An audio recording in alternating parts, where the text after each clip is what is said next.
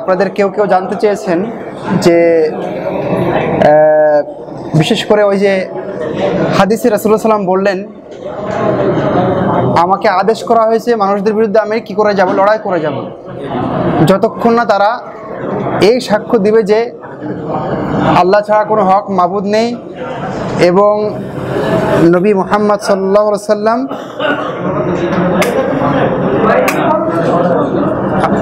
আল্লাহর রাসূল। যতক্ষণ না সালাত কায়েম করবে, যতক্ষণ না যাকাত আদায় করবে, ততক্ষণ আমাকে কি করতে বলা হয়েছে, আপনার একটু চুপ না থাকলে কথা বলা কঠিন, ততক্ষণ আমাকে বলা হয়েছে তাদের সাথে যেন আমি যুদ্ধ করি। তো এই আয়াত কি এরকম মনে হয় না যে সবাইকেই গোটা গোটা মানব জাতিকে ইসলামে আসতে হবে, এরকম মনে হচ্ছে না এই হাদিস থেকে? এরকম মনে হচ্ছে। কিন্তু এরকম যদি হয় তাহলে আবার এদিকে আমরা আয়াতে পাচ্ছি লা ইকরাহা ফিদ্দিন, যে দিনের ভিতরে কোনো জবরদস্তি নেই, জোর করে কাউকে ইসলামে ঢোকাতে হবে না। তাহলে এর সমাধান কি? এর সমাধান শেখুল ইসলাম ইবনে তাইমিয়া রাহিমাহুল্লাহ এর জবাব দিয়েছেন। উনি বলেছেন যে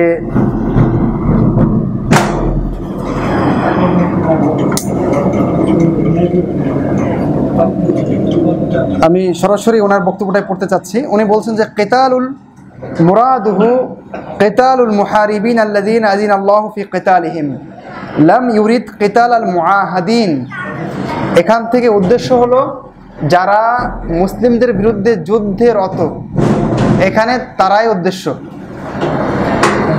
যারা মুসলিমদের বিরুদ্ধে যুদ্ধে রত আছে তারাই উদ্দেশ্য। যারা মুআহাদ, যে তিন শ্রেণীর কথা আমি খুতবায় বলেছি, জিম্মি, এরা এখানে উদ্দেশ্য নয়। তো এটা একটা উত্তর। আবার ইবনুল আরাবি আল মালিকি তিনি তার তাফসিরে আহকামুল কোরআনে বলছেন যে ওয়াতাবাইয়ানা আন্নাল মুরাদা বিল আয়া উকতুলুল মুশরিকিনা আল্লাযিনা ইউহারিবুনাকুম। আপনারা আরেকটা আয়াত জানেন যে উকতুলুহুম হাইসু সাকিফতুমুহুম, যেখানে পাবে সেখানে হত্যা করবে তাদেরকে। অন্য জায়গায় মহান রব্বুল আলামিন বলছেন ওয়াকাতিলুল মুশরিকিনা কাফাতান কামা ইউকাতিলুনাকুম কাফা, মুশরিকদেরকে তোমরা সমূলে সবাইকে ধ্বংস করো, হত্যা করো, তাদের বিরুদ্ধে লড়াই করো। তো এর উদ্দেশ্য কি? তাহলে ইসলামের নিরাপত্তা থাকলো কোথায়, যে নিরাপত্তার কথা আমরা বললাম?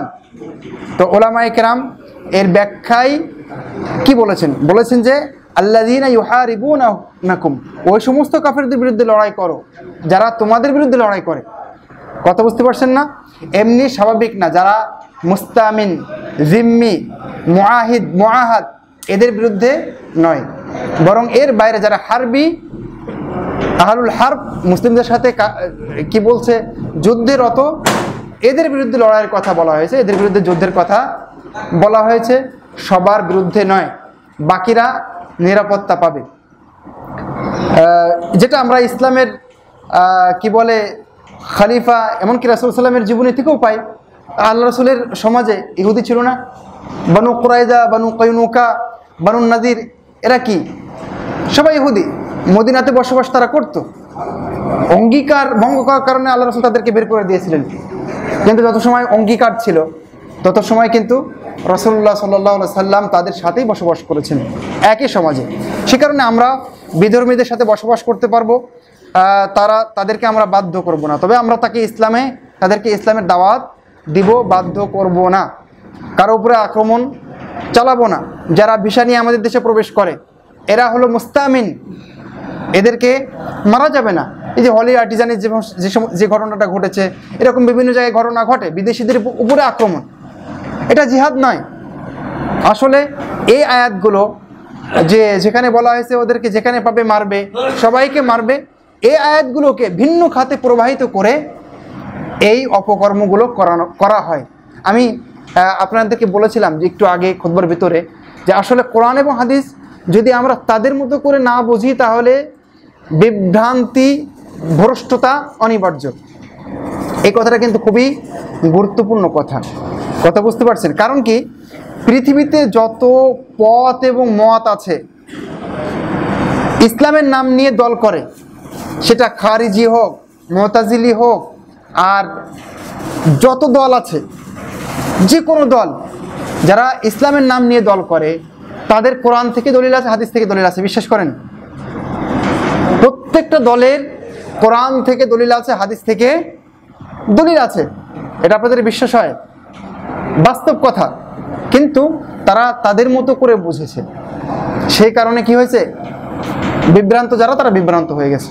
তো যাই হোক, আমরা কোরআন এবং হাদিস অবশ্যই এই জাতীয় আয়াতগুলো অবশ্যই সালাফে সালেহিনের মতো করে বোঝার চেষ্টা করব। আরেকটা জিনিস আপনাকে বলি, কোনো সময় একটা আয়াত পড়ে মাসআলা দিবেন না, একটা হাদিস পড়ে মাসআলা দিবেন না, ফতোয়া দিবেন না।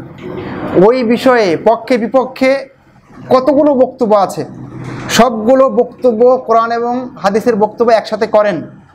তারপরে ওলামায়ে কেরাম, সাহাবায়ে কেরাম এই বক্তব্যগুলো কিভাবে বুঝলেন? আল্লাহ রসুল আমল করেননি, সাহাবায়ে কেরাম আমল করেননি, তাবিঈন আমল করেননি, এরকম কোনো আয়াত হাদিস আছে?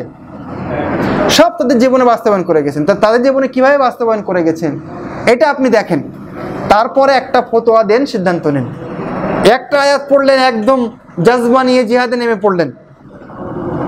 একটা আয়াত পড়লেন, একজনকে বললেন যে তুমি অমুসলিম। একটা আয়াত পড়লেন, বললেন যে এখন বাংলাদেশের সরকার কাফের। এটা তো হবে না, এটা তো নিজের বোঝ হয়ে গেল। ইনিল হুকমু ইল্লা লিল্লাহ, তারাও তো কোরআনের আয়াত দিয়ে দলিল দিয়েছিল, কিন্তু বিভ্রান্ত হয়ে গিয়েছিল।